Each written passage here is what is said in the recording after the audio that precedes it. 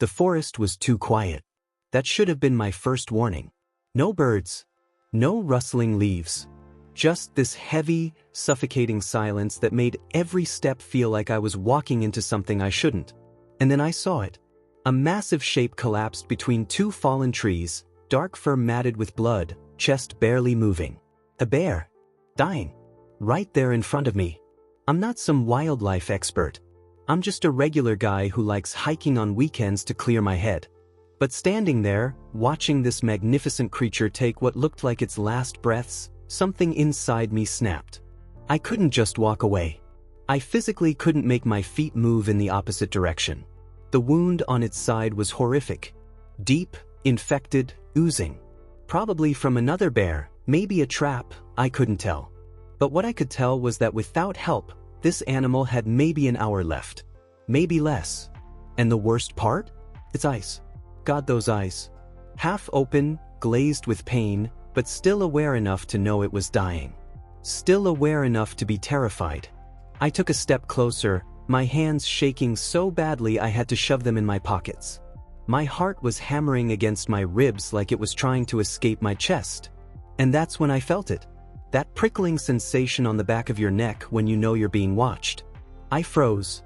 Slowly turned my head toward the tree line. Movement. Shadows shifting where shadows shouldn't shift. The snap of a twig. A low growl that seemed to come from everywhere and nowhere at once. I wasn't alone out here.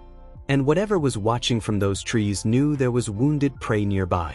Easy prey. My blood ran cold. Bulls. Had to be. This area was crawling with them, especially at dusk.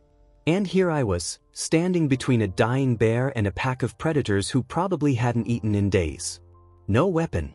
No bear spray. Just my phone, which of course had zero signal out here, and a backpack with some trail mix and water. Brilliant. Every logical part of my brain screamed at me to run. To get out while I still could. But I looked back at the bear, at those fading eyes, and I knew I couldn't. Call it stupidity. Call it a death wish. I don't know. But something deeper than logic kept me rooted to that spot. I knelt down beside this massive animal that could have torn me apart with one swipe even in its weakened state. My voice came out as a whisper, barely audible even to myself. Hey buddy. I know you're scared. I'm scared too. But I'm going to try to help you, okay? Just, please don't kill me. The bear's eye moved toward me. Just slightly. And in that moment, I swear I saw recognition. Not of me specifically, but of intent. It knew I wasn't there to hurt it. Or maybe that's what I told myself so I wouldn't completely lose my nerve. The wound was worse up close. Much worse. This animal needed a vet, needed surgery, needed things I couldn't possibly provide out here in the middle of nowhere. But I had to do something. Anything. I pulled off my jacket, started wrapping it around the wound to at least slow the bleeding. The bear barely reacted. Too weak. Too far gone. And that's when everything went wrong. I shifted my weight to get a better angle, and my boot came down on a branch. The crack echoed through the silent forest like a gunshot. And the bear exploded into motion.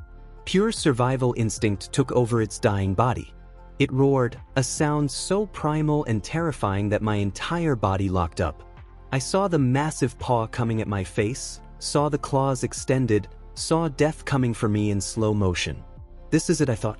I'm about to die because I tried to be a hero. My family's going to find out I got mauled by a bear I was trying to save. What an idiotic way to go. But the paw stopped. Inches from my face. I could feel the displaced air from the swing. Could smell the bear's breath, hot and rank. Could see every detail of those claws that should have been buried in my skull. And then the paw dropped. The bear collapsed back down, panting, shaking, as weak as before. It had used everything it had left in that one defensive strike. And it had pulled back. I sat there, frozen, for what felt like an eternity. My whole body was trembling. Adrenaline flooded my system so hard I felt sick. But underneath the terror, underneath the shock, something else emerged. Determination. Absolute, stubborn determination. You didn't kill me when you could have. So I'm damn sure not letting you die out here. I worked fast. Used my jacket as a makeshift bandage, tied it tight with my belt. The bear didn't resist. didn't even seem to notice. Its breathing was getting shallower. Time was running out. And those shadows in the trees were getting bolder. I could see eyes now. Multiple pairs. Reflecting what little light filtered through the canopy. I couldn't carry this bear. That was impossible. It probably weighed 400 pounds. But I could drag it. I grabbed hold of its front legs and pulled. Nothing happened. I pulled harder. My back screamed in protest. My arms felt like they were going to tear out of their sockets. But the bear moved. Just an inch. Then another. The eyes in the forest moved closer. A snarl cut through the air. They were losing patience. So I did the only thing I could think of. I screamed, roared at the top of my lungs, waving my arms, trying to make myself look bigger, more dangerous than I actually was. And it worked. For now. The eyes retreated. But they didn't leave. They were following us. Waiting for me to tire. Waiting for their moment. I don't know how long I dragged that bear through the forest. Could have been an hour. Could have been 3. Time stopped meaning anything. There was just pain, exhaustion, the bear's labored breathing, and those eyes always watching from the shadows. My muscles burned. My lungs felt like they were full of broken glass. But every time I thought I couldn't take another step, I looked down at this animal who was still fighting to breathe, and I kept going. Finally, I found a clearing near a stream. And miracle of miracles, my phone had 1 bar of signal. What? I called 911, gasping out my location, begging them to send wildlife rescue, anyone who could help. The dispatcher said they'd send someone. But it would take time. At least an hour. Maybe 2. I sat down next to the bear, my back against a tree, and waited. The forest around us was alive with sounds now. Howls. Growls. The predators knew we were vulnerable. But they also knew I was there. Still conscious. Still a threat. It was a standoff. And I was praying that help would arrive before they decided I wasn't threat enough. I put my hand on the bear's side, felt its heartbeat under my palm. Irregular. Come on, I whispered. Don't you give up on me now. We didn't come this far for you to quit. Just hold on a little longer. Please. And maybe I was losing my mind from exhaustion, but I swear the bear's breathing steadied just a little. Like it heard me. Like it was trying. When I finally saw headlights cutting through the trees, I almost cried. Wildlife rescue arrived with a full team. Tranquilizers, medical equipment, a specialized stretcher. They moved with practiced efficiency, stabilizing the bear, loading it into their truck. One of the veterinarians, a woman with kind eyes and steady hands, came over to me. You know how insane what you just did was, right? She said, but also how incredible.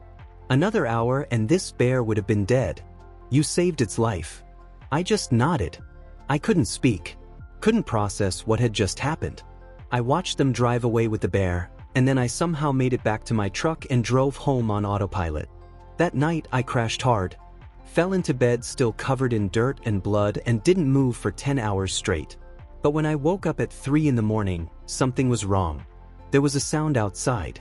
Heavy footsteps. Something big moving around my house. And then, cutting through the darkness, a roar. Powerful. I jumped out of bed, heart racing, and went to the window. The moonlight illuminated my backyard just enough for me to see what was there. Tracks, massive tracks. Bear tracks. Dozens of them. Circling my house like something had been pacing around my property for hours. My hands went numb. What the hell was happening? Was it the same bear? Couldn't be. The wildlife center said it would be in recovery for weeks. Months, even. So what bear was this? And why was it here at my house in the middle of the night? I didn't sleep the rest of that night. Sat in my living room with every light on, jumping at every sound. When morning came, I called the wildlife center. They confirmed what I already knew. The bear was there, stable, recovering well. Better than expected, actually. The vet said she'd never seen an animal bounce back so quickly from that kind of injury. But if the bear was there, then who made those tracks? The next night, it happened again. Heavy footsteps. That deep, rumbling sound that vibrated through the walls. More tracks in the morning. Fresh ones. And the night after that. And the night after that. Always the same time. Always the same pattern. Something was circling my house, night after night, and I had no idea what it wanted or why it kept coming back. My nearest neighbors were miles away. Calling the police felt ridiculous. What was I supposed to say? A bear is walking around my house but not actually doing anything threatening? They'd think I was paranoid. Maybe I was paranoid. Maybe the stress of what happened in the forest had broken something in my brain. But those tracks were real. I could see them, measure them. They were real. On the fourth night, I made a decision. I was going to stay up. I was going to wait. And I was going to see whatever this thing was face to face. So I sat on my back porch with a flashlight and my phone ready to call for help, and I waited. Midnight passed. 1 a.m. I was starting to think maybe it wasn't coming back. And then I heard it. Branches snapping. Heavy breathing. And out of the tree line, moving slowly into the moonlight, came the biggest bear I'd ever seen. It walked toward me, and every instinct I had told me to run, to get inside, to lock the door. But I couldn't move. Because as it got closer, as the moonlight hit its side, I saw something that made my breath catch in my throat. A scar. Fresh. Right where I'd wrapped my jacket around a dying bear's wound just days ago. It was him. It was the same bear. But that was impossible. He was supposed to be in recovery. How was he here? How was he even walking, let alone tracking me down miles from where I'd found him? The bear stopped about 20 feet from my porch. And then it did something that defied everything I thought I knew about wild animals. It sat down. Just like that. Lowered itself to the ground and sat there, looking at me with those same eyes I'd seen in the forest. But they weren't glazed with pain anymore. They were clear. Alert. Alive. I stood up slowly, my legs shaking. I took a step forward. Then another. The bear didn't move. Didn't show any aggression. Just watched me with an expression that I can only describe as peaceful. I've never seen a wild animal look peaceful before. But that's what it was. When I was close enough to see the rise and fall of its chest, close enough to hear its breathing, I stopped. And I spoke. My voice cracked. "It's you, isn't it? You found me." And I swear on everything I hold sacred, that bear nodded. Just slightly. Just enough. A tilt of its massive head that couldn't have been anything other than acknowledgement. Recognition. My eyes filled with tears. I don't know why. Maybe from relief. Maybe from the sheer impossibility of what I was witnessing. Maybe because I was standing in front of a creature that by all rights should be dead, and instead it was here, healthy, strong, and it had come looking for me. We stayed like that for a long time. Man and beast. Separated by a few feet of grass but connected by something I couldn't name. Something that transcended species, transcended logic. It was gratitude. It was respect. It was a bond forged in the darkest moment of both our lives. And then the bear stood up, turned slowly toward the forest. But before it left, it looked back at me one more time. And in that look, I saw everything. Thank you. I remember. You saved me, so I came to tell you that it mattered. Then it disappeared into the trees, and the night was quiet again. I called the wildlife center the next morning. Told them what happened. They were silent for a long moment. Then the vet told me that the bear had been released 2 days ago. Early release. It had healed so fast, so completely, that they felt it was ready to return to the wild. They'd never seen anything like it. A full recovery in less than a week. It should have taken months. But it didn't. Because sometimes, when you save a life, when you give everything, you have to pull something back from the edge of death, miracles happen. Science can't always explain it. Logic can't contain it. But it happens. I never saw that bear again after that night. But I didn't need to. What happened between us was complete. A circle closed. A debt paid. Or maybe not a debt. Maybe something more than that. Maybe just pure, simple recognition of what one living being did for another. If you're still watching this, if you've stayed with me through this entire story, I want you to understand something. I'm not special. I'm not some wildlife hero. I'm just someone who made a choice. A choice to not look away. To not keep walking when something was suffering. And that choice, that one decision, changed everything. You don't have to go out and wrestle bears to make a difference in this world. But you can choose compassion. You can choose to stop when everyone else walks by. You can choose to be the person who helps when help is needed, even when it's hard, even when it's scary, even when it doesn't make logical sense. Because here's what I learned that day in the forest and that night in my backyard. Animals understand more than we give them credit for. They feel more than we acknowledge. They remember. They're capable of gratitude, of loyalty, of emotions we've convinced ourselves are uniquely human. But they're not. They're universal. They exist in every creature with a beating heart. And when you extend your hand to something that's suffering, when you risk yourself to save another life, you create something that transcends words. A connection, the bond. A moment of pure, undeniable truth that stays with you forever. If this story touched you, if you felt something watching it, share it. Because the world needs these reminders.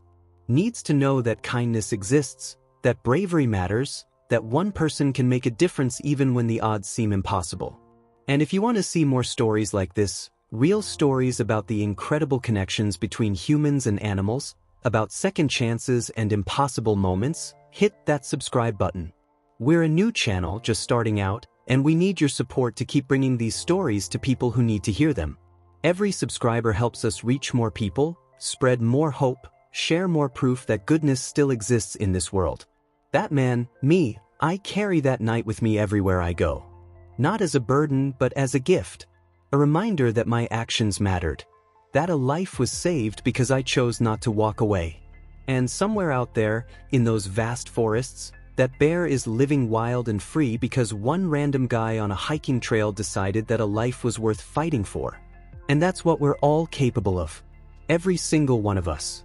We can be the person who stops, who helps, who refuses to let something die alone when we have the power to change it.